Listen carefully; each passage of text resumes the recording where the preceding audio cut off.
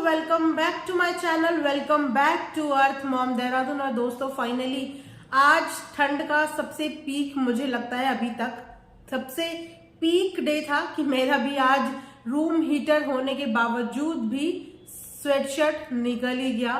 तो आप लोग भी बताइएगा आपके शहर में क्या जबरदस्त ठंड पड़ रही है। तो चलिए इसी के साथ शुरू करते हैं आज का वीडियो।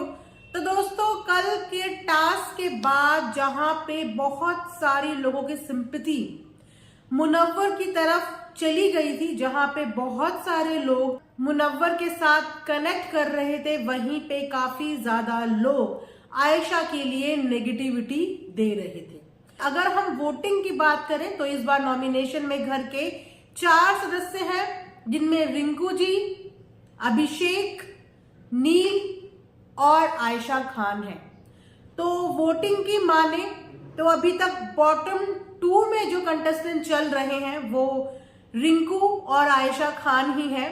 लेकिन मुनव्वर के फैंस ने रिंकू जी की तस्वीर के साथ सबसे यही रिक्वेस्ट की थी कि इनको वोट किया जाए, बिकॉज कहीं ना कहीं फैंस यही चाहते हैं कि आयशा घर से बाहर चली जाए।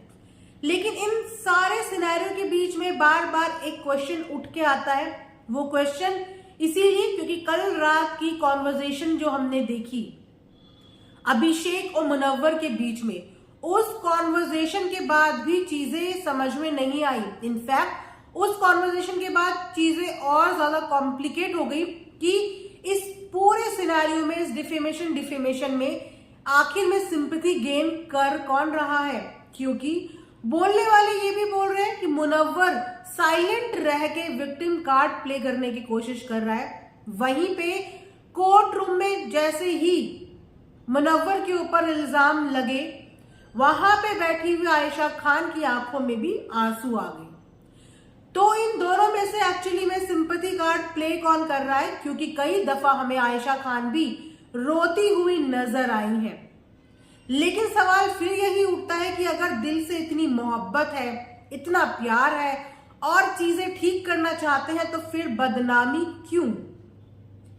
फिर तो चीजें ठीक करने में फोकस होना चाहिए था। लेकिन यहाँ पे आयशा खान एक भी मौका नहीं छोड़ रही है अपने दिल की भड़ास निकालने के लिए या मुनव्वर की बदनामी करने के लिए। और वहीं पे कल अभिषेक मुनव्वर को ये समझाते हुए नजर आए कि भाई तेरा रिलेशनशिप था नजीला के साथ, उसके साथ तेरा ब्रेकअप हुआ, ब्रेकअप के बाद तेरा रिलेशनशिप जिसमें कोई कमिटमेंट भी नहीं था, कोई लिव इन रिलेशनशिप नहीं थी, वो हुई आयशा के साथ। एंड सडनली यहां से आने से पहले वहां से भी ब्रेकअप हो गया। घर के अंदर आने के बाद तुझे लोनली फील हुआ, तो जाहिर सी बात है कि तू 2 महीने पुराने रिलेशनशिप को याद करेगा, या जिसके साथ तुमने 3 साल स्पेंड करे हैं आप उनको याद करोगे। अपनी तरफ से वो उनका माइंड फ्रेश करने की कोशिश कर रहे थे, लेकिन ऐसा लगता है कि मुनव्वर चाहते ही नहीं कि वो अपना माइंड फ्रेश करे, या ये बोलिए वो चाहते ही नहीं कि वो इस विक्टिम कार्ड वाले गेम से बाहर निकले। क्योंकि चुप रह के वो सिर्फ ऑडियंस का सिंपैथी गेन कर रहे, क्योंकि चुप रहने वाले इंसान पे लोगों को ज्यादा दया आती है कि बेचारा कुछ बोल नहीं रहा है। पर सवाल ये उठता है कि बोल क्यों नहीं रहा है, अपने डिफेंस में बोल क्यों नहीं रहा है। जब अभिषेक इतने वैलिड पॉइंट्स को लेके बात कर सकते हैं, तो मुनव्वर क्यों अपने लिए बात नहीं कर रहे हैं? क्या इन सब चीजों के पीछे भी बहुत सारे राज हैं जो शायद अभी तक सामने नहीं आए हैं? क्या मुनव्वर इसीलिए इन चीजों से डर रहे हैं कि अगर उन्होंने अपनी कुछ भी जुबान खोली तो वहां से आयशा और क्या क्या चीजें सामने लेके आ सकती है? वरना सवाल पैदा होता ही नहीं कि आप किसी की इतने सारे एलिगेशंस पे अपनी तरफ से एक सिंगल जवाब भी ना दो। वहां पे इनफैक्ट आप ये बोलते हुए नजर आ रहे हो कि मुझे रिश्ता ठीक करना है, शादी की प्लानिंग्स चल रही हैं। तो ये सब चीजें देख के थोड़ा सा विश्वास डगमगाता है कि गेम आखिर चल क्या रहा है और गेम आखिर खेल कौन रहा है। क्या ये सारी प्लानिंग घर में आने से पहले की थी? क्या आपस में इन लोगों की बातचीत हुई? क्योंकि नजीला के अकॉर्डिंग जिस लाइव में नजीला ने आके बात की थी, उसने बोला कि मैं आयशा को नहीं जानती। अगर आयशा को नहीं जानती तो इतनी सारी इंटरनल और पर्सनल बातें आयशा तक आई कैसे? और बिग बॉस हाउस में आने से पहले आयशा ने वो सारे पॉडकास्ट रिलीज करे क्यों? क्योंकि कहीं ना कहीं उसे भी मेकर्स की नजर में आना था, बिग बॉस के अंदर एंट्री लेनी थी। अब इससे बड़ा पॉइंट उसके पास भी कुछ नहीं हो सकता था एंट्री लेने का। लेकिन वही बात है ना कि प्यार, अगर प्यार मोहब्बत इतना ज्यादा है तो बदनामी का सवाल ही पैदा नहीं होता।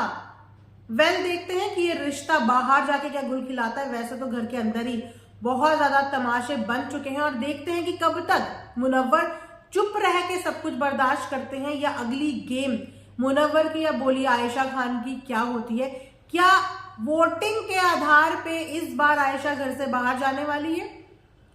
क्योंकि जिस तरीके से सीजन चल रहा है, अगर डबल इविक्शन नहीं होता तो सीजन डेफिनेटली एक्सटेंड हो सकता है, क्योंकि कंटेस्टेंट अभी काफी बचे हुए हैं।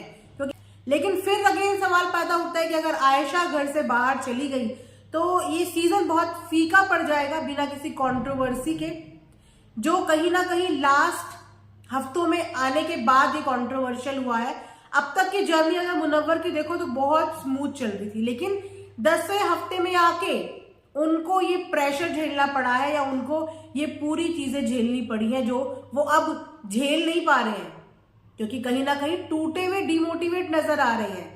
और इतना मुंहफट इंसान जो इतना वोकल है वो इतना शांत है, ये चीजें ना बहुत सारे लोगों के दिमाग में क्वेश्चन खड़े कर देती है कि या तो मुनव्वर ने बहुत कुछ कांड करे हैं जिन कांड का खुलने का डर कहीं ना कहीं मुनव्वर को चल रहा है, या फिर चुप रह के ऑडियंस की सिंपैथी और विक्टिम कार्ड प्ले करने की कोशिश की जा रही है, या अपनी गलती मान ली गई है कि भैया मैं गिल्टी हूं और मैं अब चीजों को सुधारने की कोशिश कर रहा हूं, इसीलिए मैं उस बंदी को रोता देख के मैं भी इमोशनल हो जाता हूं और शादी के पता नहीं क्या क्या सपने चल रहे हैं। तो जैसे ही कोई अपडेट आती है बिग बॉस से रिलेटेड आप सबके साथ शेयर जरूर करूंगी, लेकिन उससे पहले आप सबसे रिक्वेस्ट है जिन्होंने चैनल को सब्सक्राइब नहीं किया है प्लीज सब्सक्राइब करें, वीडियो को लाइक करें और साथ साथ नोटिफिकेशन जरूर ऑन कर दें, क्योंकि अगर नोटिफिकेशन ऑन नहीं करेंगे तो वीडियो का पता नहीं लगेगा। तो नोटिफिकेशन बटन जरूर प्रेस कर दें।